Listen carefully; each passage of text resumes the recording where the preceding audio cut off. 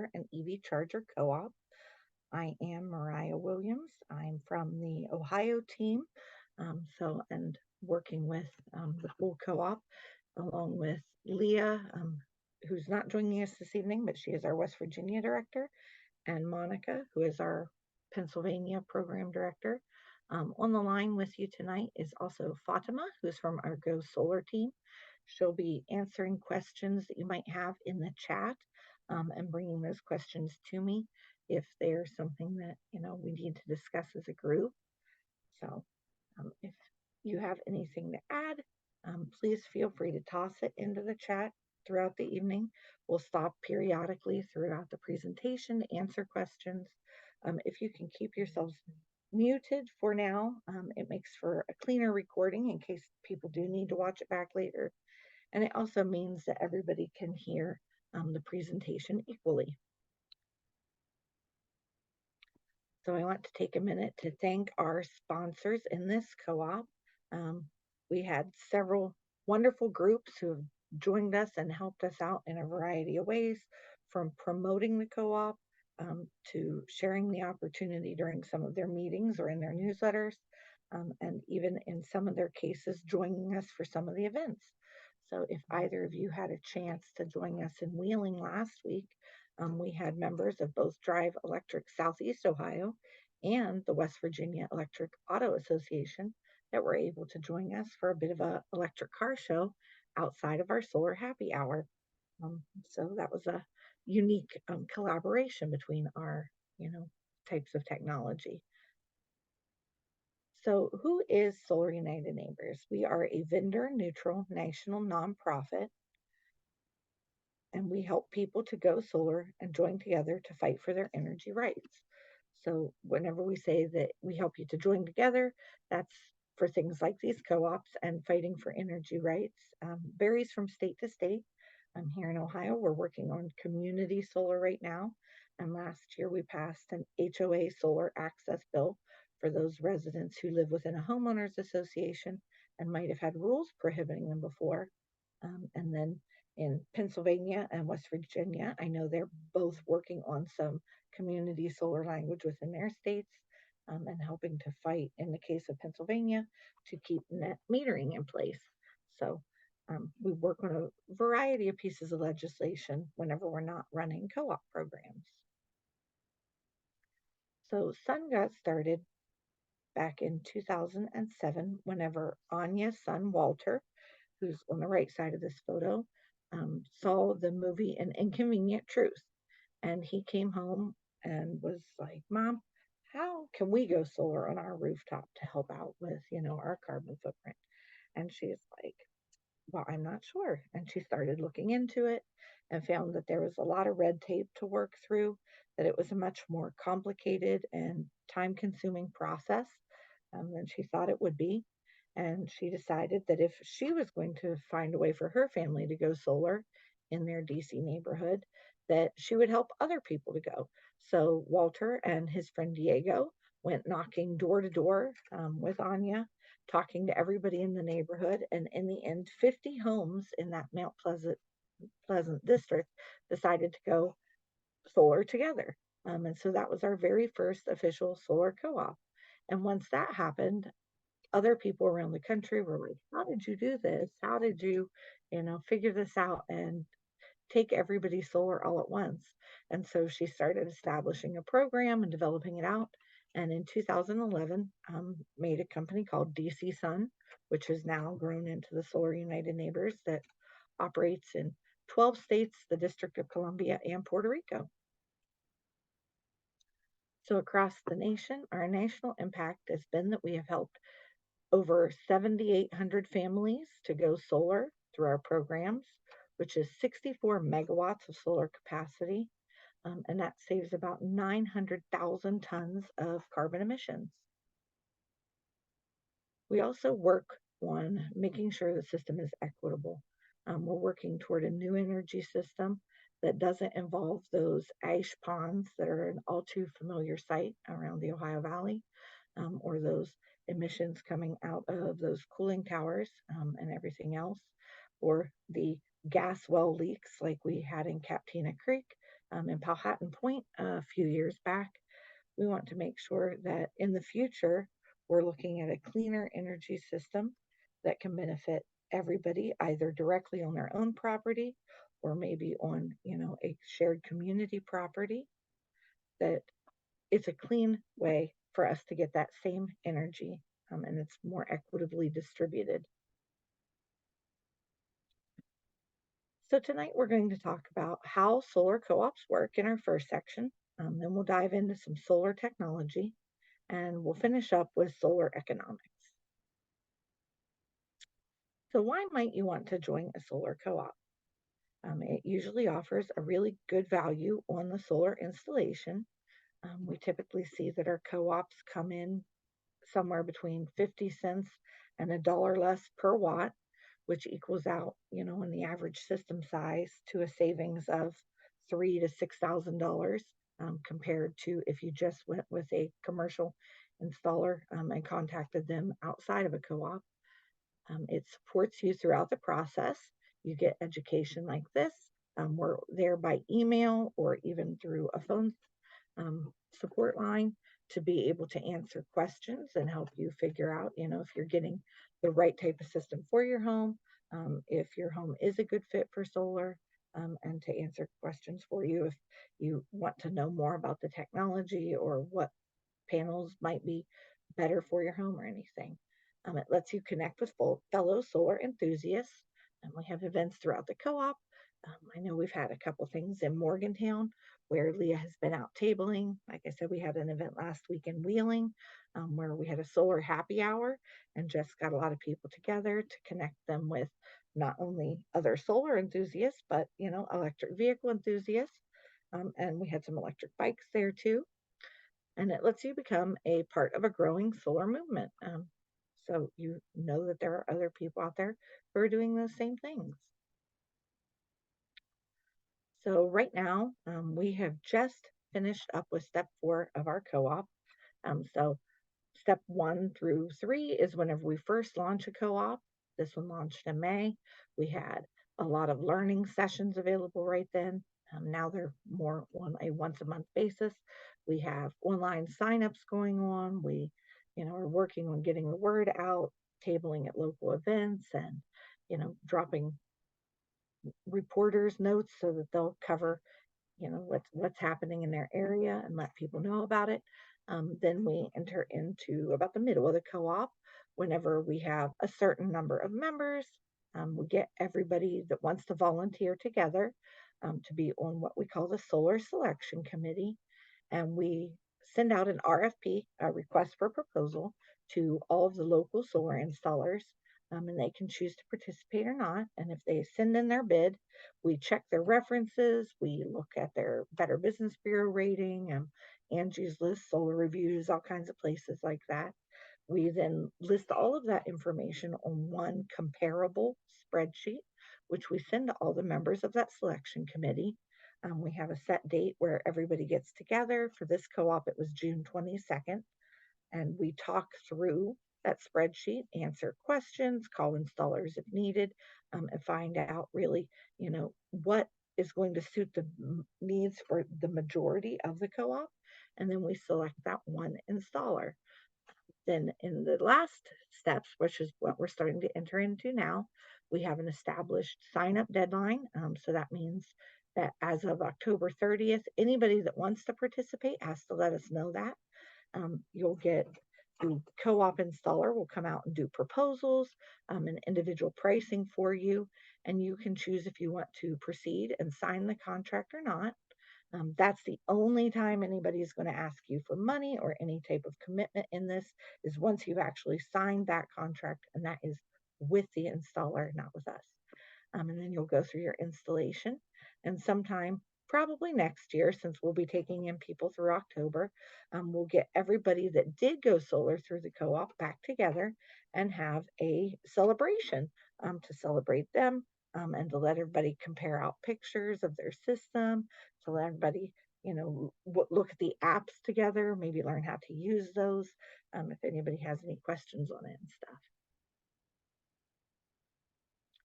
So, as I mentioned, who picks the installer? That is a selection committee made up of co op members. Whenever you do register for the co-op on that solarunitedneighbors.org/Ohio Valley page, there's some questions that ask you like what is important to you. Is it the price? Is it the warranty? Is it the experience of the installer? We gave the people that were on the selection committee all of those criteria in a graph so that they could easily see what was important to all the co-op members, and then they use those to vote not just what they wanted, but what they believed everybody else would want. And then it lets them, have this installer that can offer up that bulk pricing by purchasing the equipment for everybody all at once. So, do we have any questions about the solar co op process? If not, I'll dive into solar technology. Nothing here, but if it needs, feel free to unmute yourself and ask questions if you have any. I don't have anything in the chat yet, Maria. Okay, well, I'm going to plow ahead into the next category then. So here we are with solar technology. So solar panels, or, as they're known in the industry, solar photovoltaics convert solar energy into electricity. And you might think that's the only part of a system, but it isn't. So the panels themselves are made up of a frame glass that protects and seals in the solar cells. It has a backer sheet and a junction box so that it connects together. And those panels are warrantied out for 20 to 25 years, depending on the manufacturer. And that doesn't mean they're going to stop working in 25 years. That just means that that's how long they're guaranteeing them, so that they're going to continue to produce a certain amount of energy for that long. And most of the manufacturers now are saying that they will warranty them for 70 to 80% of their original production whenever they're putting that warranty out there. So, one of those other parts of the system that you have to have is some type of racking. So, if you have a shingle roof, it looks like this, where it has these tracks that penetrate through the roof and brace down. They have a specific type of sealant that they use to make sure that no water or critters or anything are coming in through those penetrations through your roof. They'll go inside of the attic to make sure that they're not seeing any daylight or anything left behind. If you have a slate roof, they do have a specific type of racking. It usually costs just a little more because it's made a little differently, but they can slide like in and out underneath of those slate tiles that make up the roof so that they're still able to use those standard panels on those rooftops. If you have a metal roof, um, they have a specific type of clamp that holds onto the roof for the racking so it doesn't penetrate through that. It just like grabs a hold of it. And if you have a rubber membrane or a concrete roof, they'll probably go with a ballasted system, which is weighted. They'll have to do a specific type of check of your structure to make sure it has the integrity to hold up that additional weight. But other than that, these are really nice systems because they don't have penetrations either. So beyond, having a roof surface of some type, there are some factors that we look at. So here in the Northern Hemisphere, where we are, the best orientation for your roof is if you have a southern facing roof so that it gets the optimal amount of sunlight and can produce really great energy for the day. Then if you have east or west, those are also suitable. They'll produce a little less than a southern roof, but they'll help you to have consistency on when the energy is being produced. Um, that you want to have little to no shading on your roof. The tree canopy is super important. It helps us to sequester carbon. So we always ask that people do leave their trees intact if possible. So we're not going to tell you to cut down those pretty trees that are all over the Ohio Valley, but they might make your home a little less eligible to have solar on the rooftop. And you want to make sure that you have enough space to mount panels.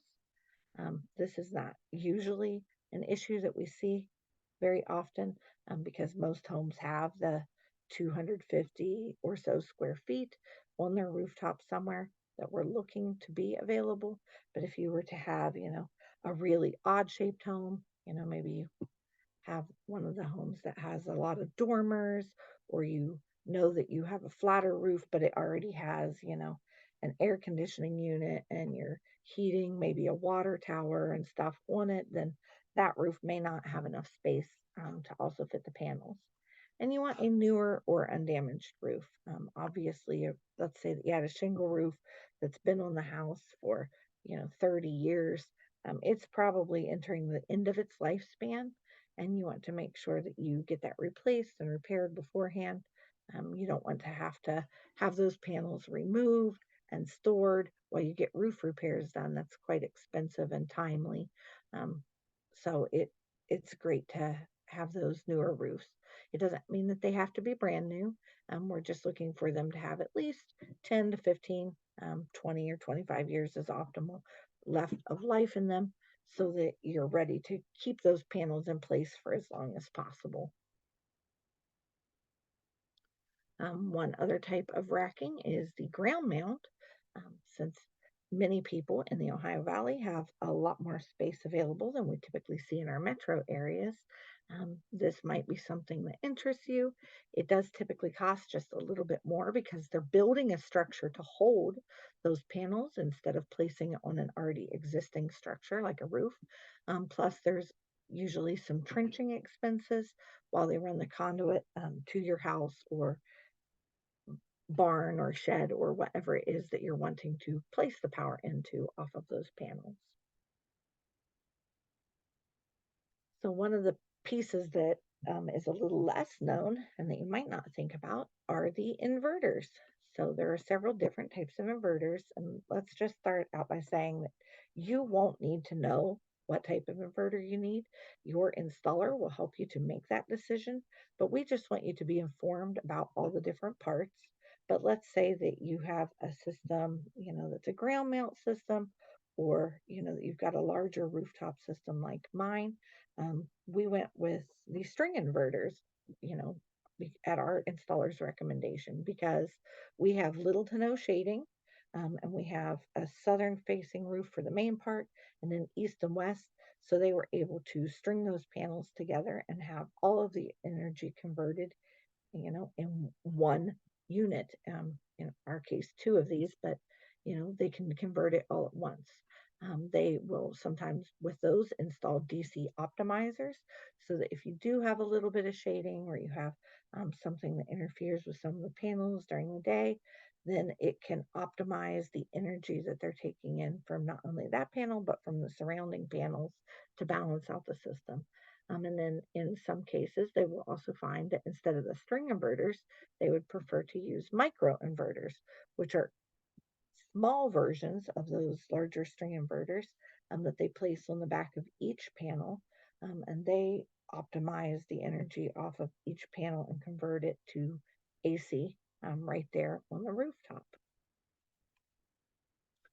And then this is a piece of the system that you already have installed. It's your electric panel.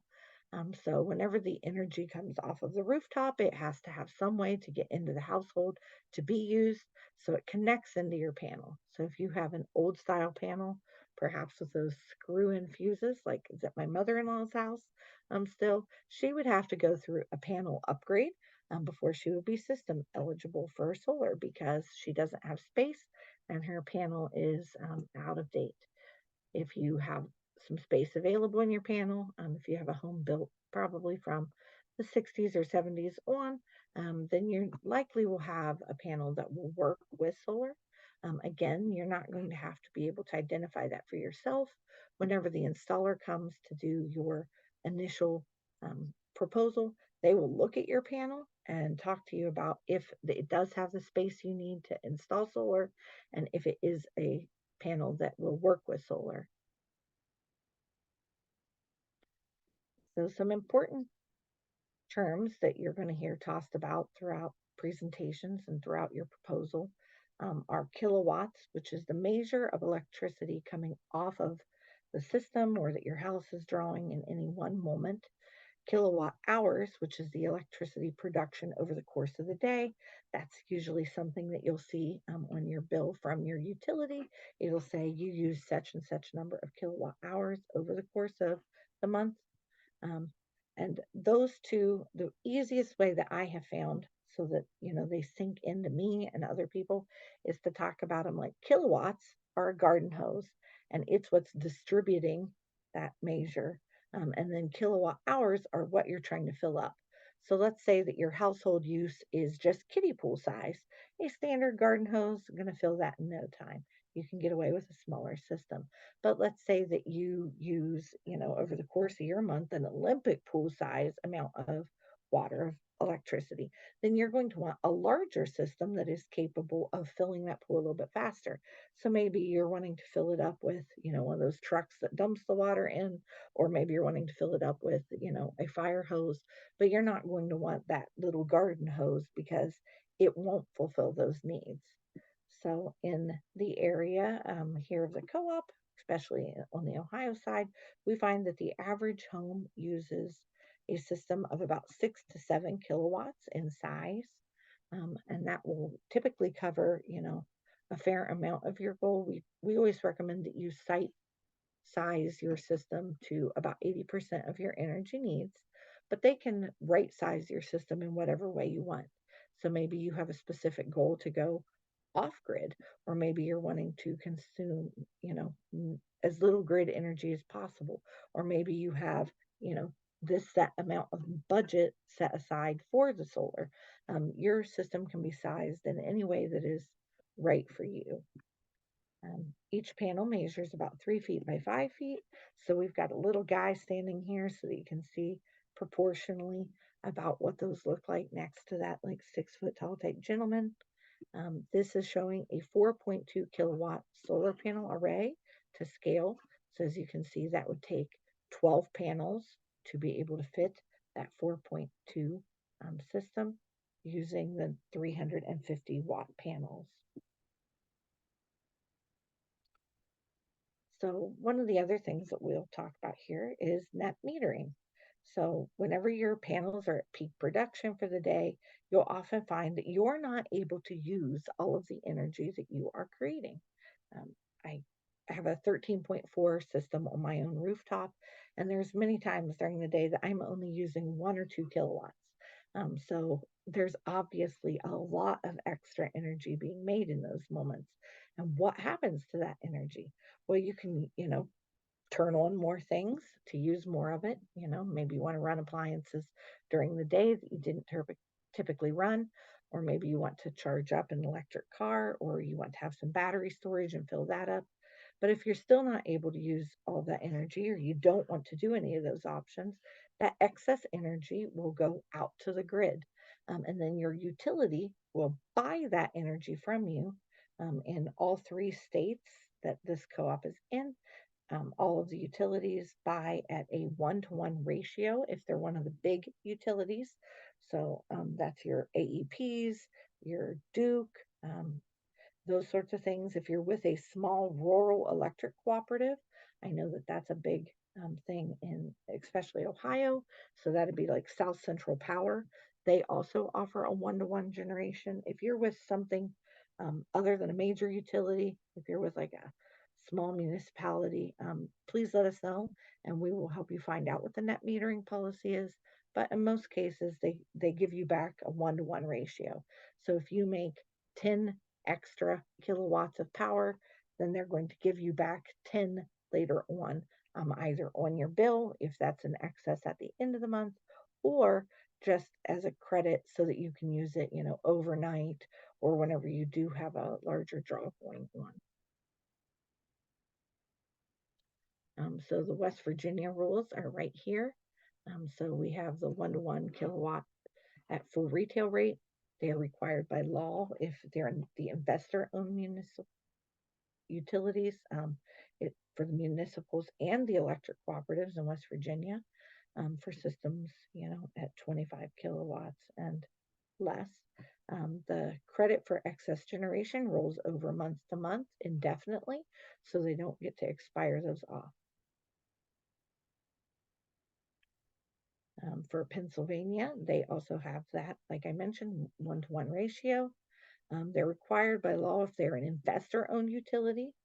You must be on the default service to be net metered at that rate. It shows up as a credit on your bill, which again rolls over month to month.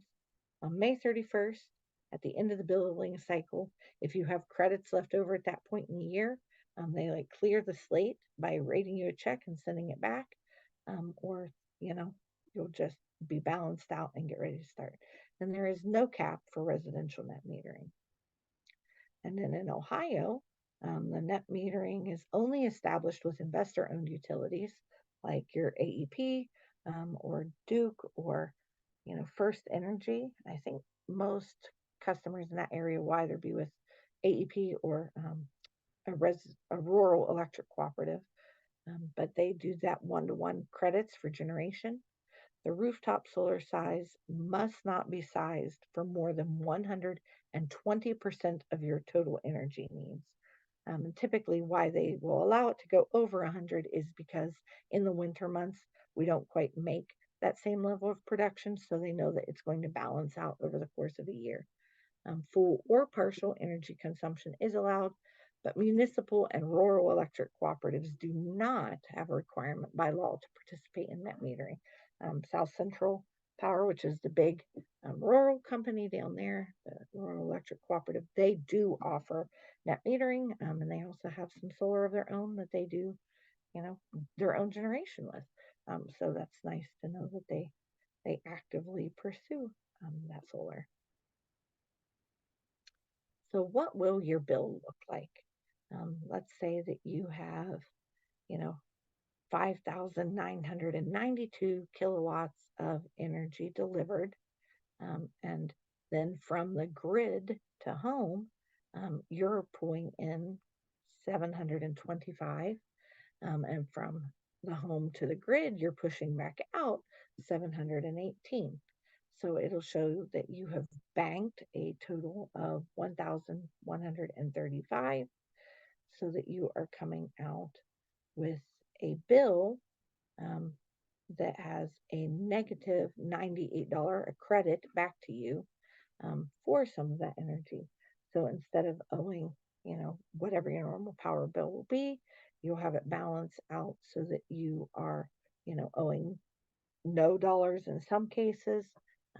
As you can see, the balance at this billing was $0, or maybe you have a very low charge, like the $10 mentioned, at the bottom of it. So you're able to see, how those things work. And that's a Pennsylvania bill. So that's what those ones would look like specifically. So another little part and piece that you might want is something called a consumption meter. This lets you track your household consumption so that you know how much of your energy you're using yourself. It'll also let you track your solar production so that you can get the full picture of your energy usage, because the electric company is only able to see what moves through their meter. So if you're not drawing off of the grid and you're not pushing out to the grid, they have no visibility of what you are using of your own. So sometimes it's nice to have those energy meters so that you can see it. Some systems come with it automatically, and some don't.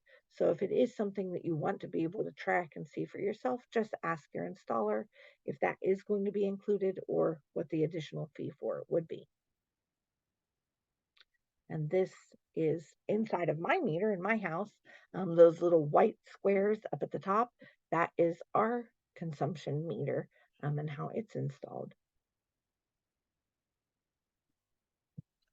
And these are some consumption examples so that you can see what it looks like. If you had in-phase monitoring, that's the one that looks like the little lines here on like the left side of the screen, where it'll show your total energy that you imported through the day, that you brought in from the grid.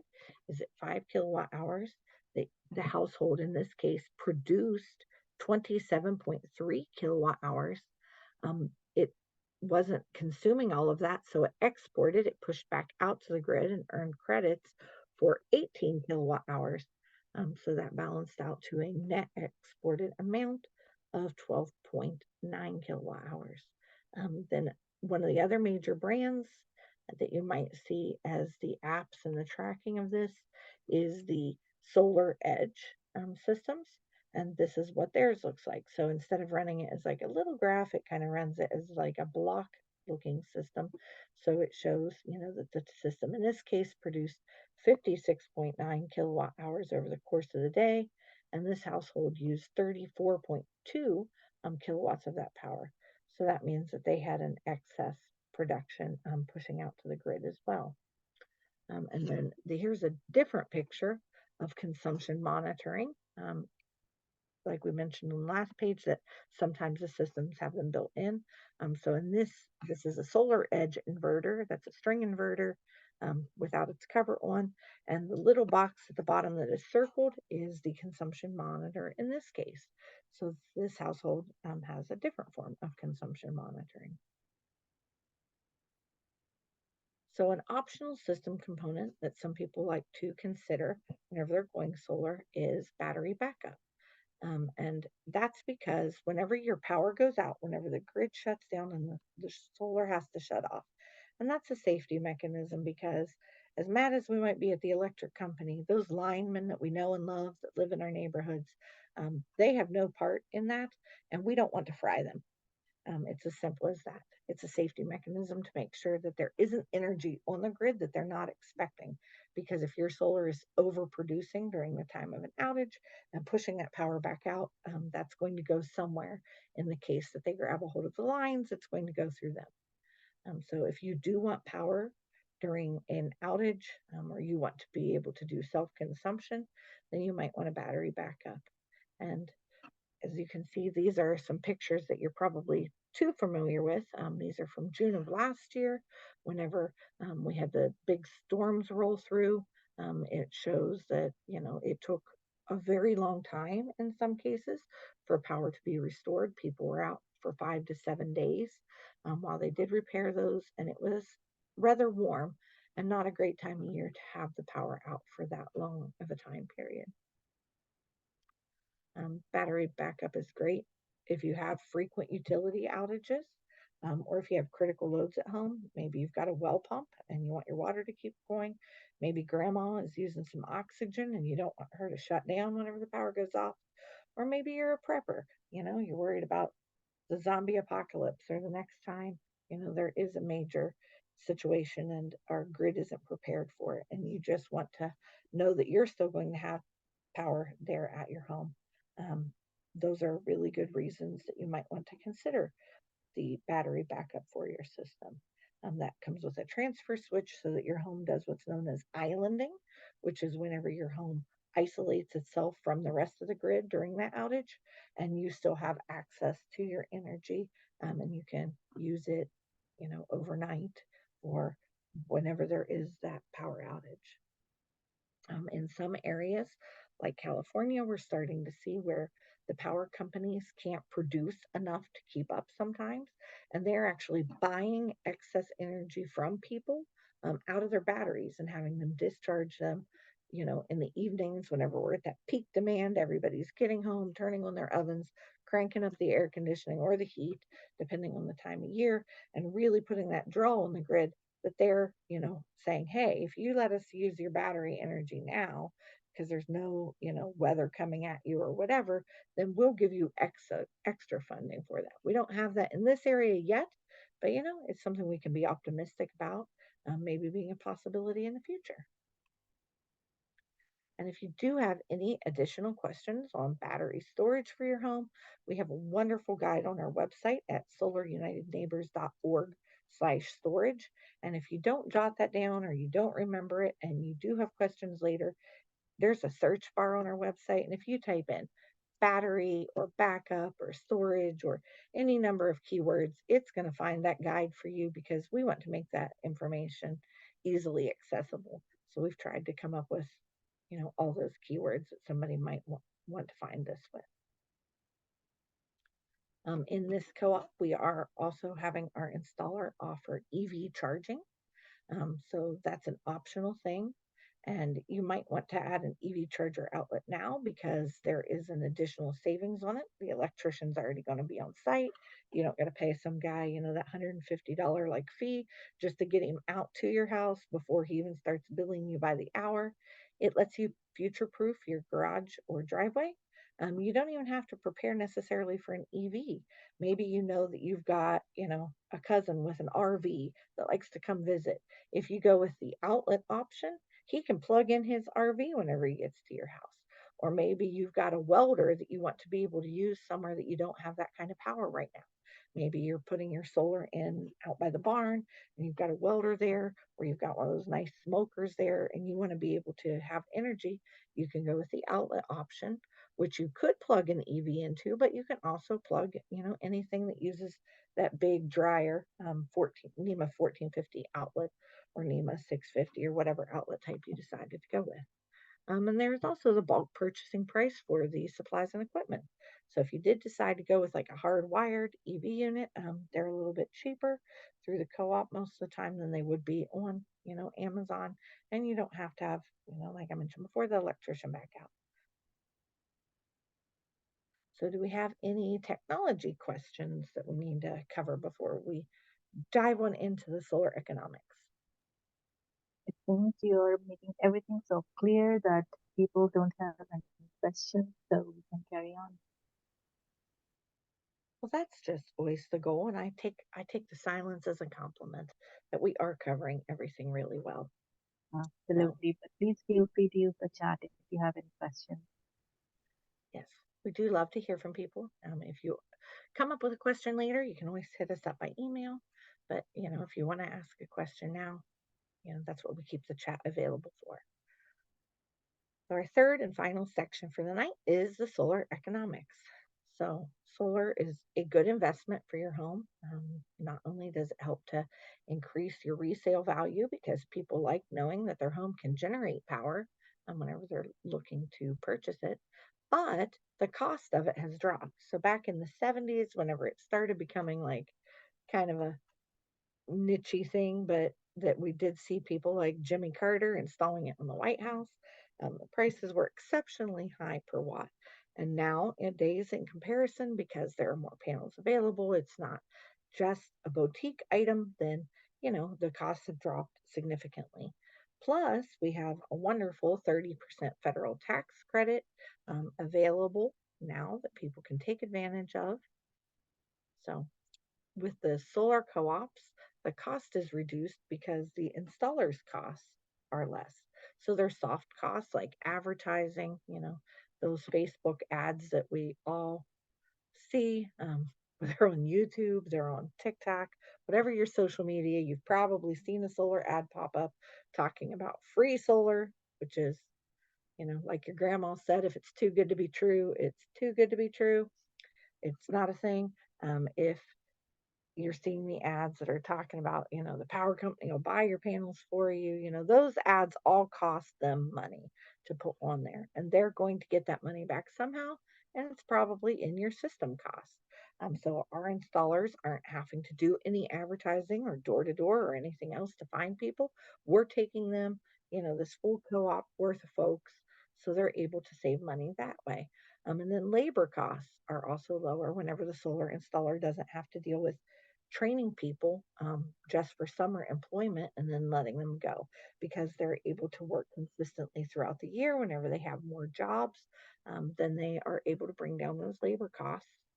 And then the last part that saves them money and they pass it along to you is the system components.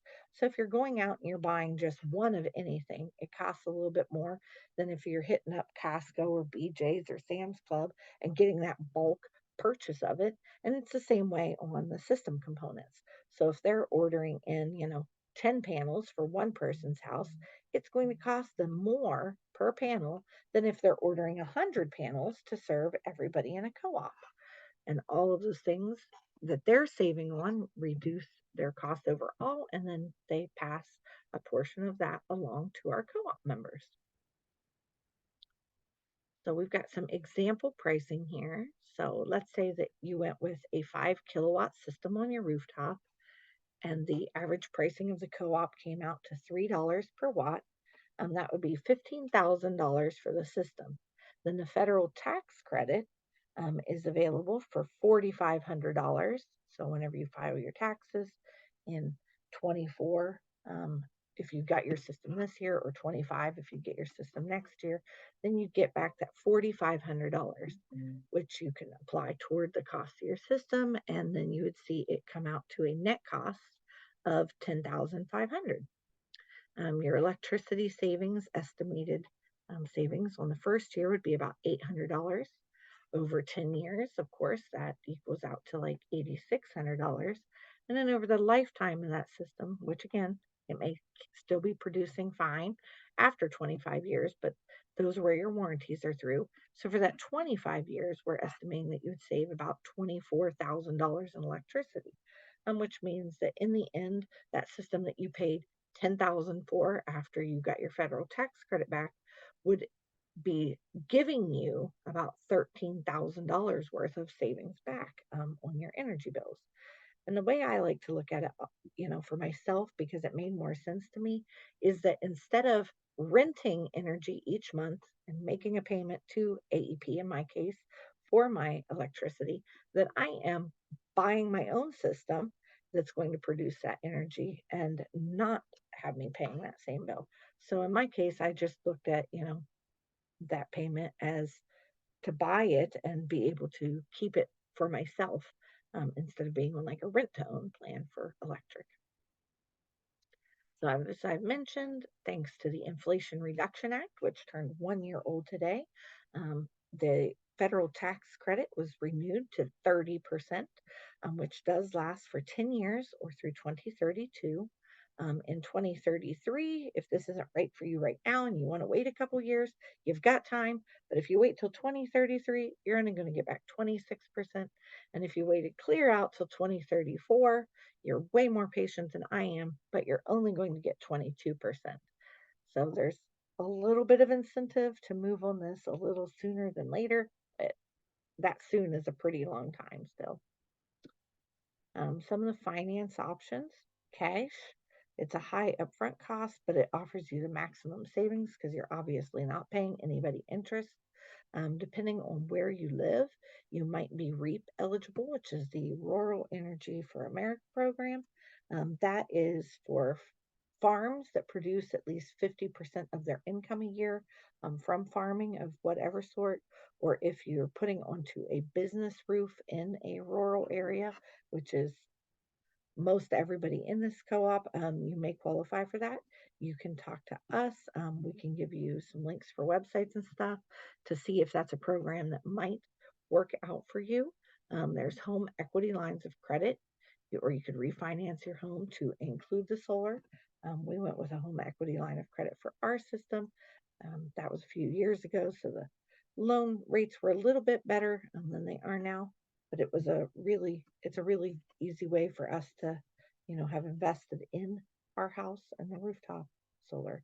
You could do installer financing. Some of the installers offer that, some of them don't. Usually we warn everybody to watch out for some of their fees, because, anytime you're letting somebody doing your banking, your financing for you, they may involve some fees on that. There is a group called the Clean Energy Credit Union.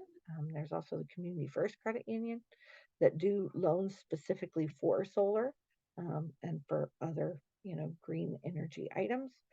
In the case of the Clean Energy Credit Union, that is all they work in. So they do solar, they do wind turbines, they do geothermal systems, or I think they'll do some of the heat pump stuff, if you were looking at getting a different HVAC system. And they'll also do electric vehicles, but they won't finance anything that isn't in that green energy group. And then if you're in Ohio, we have a program called the EcoLink Subsidized Loan Program. It's from the state of Ohio. And just because we're Ohio, and why would we do anything normal, it is the most confusing program that I have to refer people to. But so with this program, for somewhere between 4 and 7 years, they will give you up to 3 points off of your loan.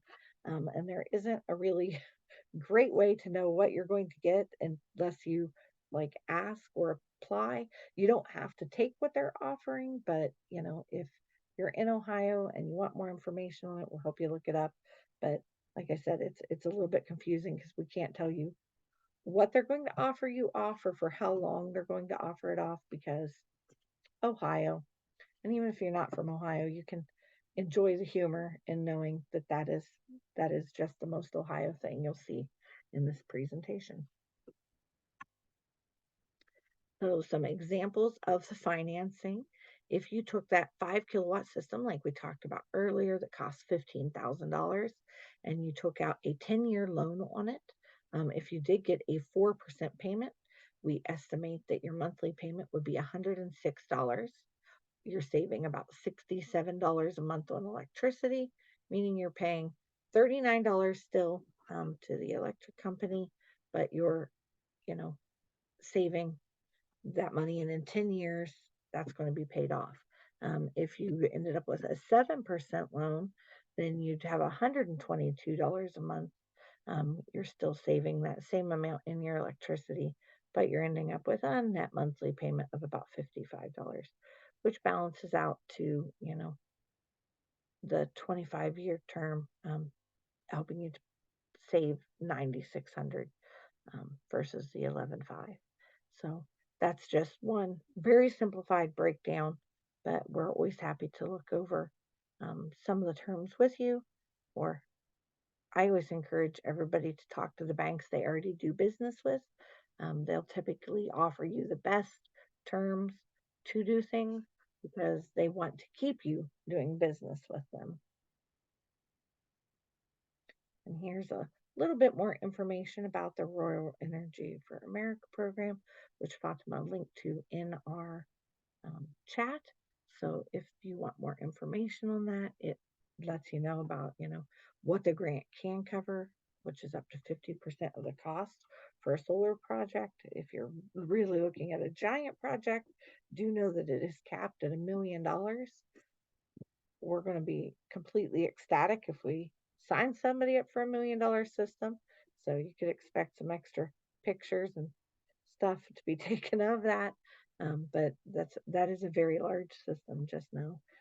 So farmers, like I mentioned, at 50% of their gross income from agricultural operations and small businesses in rural areas. So, and you can sign up for our co-op. This is a rather old picture of our co-op page because we now have several more members. This is from our West Virginia page. There's Ohio and Pennsylvania as well, and they all fold together so that you can see those numbers growing all at once. But you can sign up for the co-op at solarunitedneighbors.org/Ohio Valley. We've got a little ways closer to our goal of membership now. And if you were interested in it, we do offer some volunteer opportunities. I believe, let's see if I can launch this. I can. So we have a volunteer poll. If you're interested in helping us to grow the co-op, we have some ways that we let people do that. And Morgan, who is our engagement person, will reach out to you tomorrow if you're interested in helping. She has little tiny asks available, like would you be willing to post this on social media? Would you be willing to put a sign in your yard? Or would you be willing to, help us out at one of these tabling opportunities? Like the other night, whenever we had the Solar Happy Hour. We had some folks there that volunteered to bring their vehicles, and that's one of the types of volunteer things that we look for, or help us to set up those tables. So those are some options available for that. And I shrunk the poll on my end so that we can see that volunteer with sun thing. Maybe you want to share some flyers with your church group. Those are all options that you would have if you want to volunteer with us. And with that, I think we're at the very last slide here. So again, if you want to join the co-op, you can find that at solarunitedneighbors.org/Ohio Valley. If you've got questions specific to your state, You can write to the West Virginia team, PA team, or Ohio team at the addresses appropriate for that. That's the state's 2 letter code. And then team at solarunitedneighbors.org. And if you do happen to send the wrong one, if you're like, hey, I can just remember Mariah from the Ohio team, don't worry about it. We have ways to forward those internally, and we'll make sure that the right person is answering your questions. But if we don't have any questions, we will be able to end a couple minutes early. But if anybody's came up with anything, feel free to let us know. I'm going to stop the share, and I'm going to end our poll since it's been open for a couple minutes.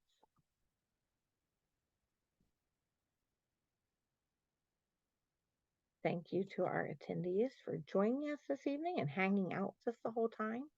Hopefully you were both brought some education as well as some entertainment. It's been great to have you guys here this evening. You are welcome, James. And if that's all, then I'm going to go ahead and shut down our recording for the evening. So thank you guys for joining us.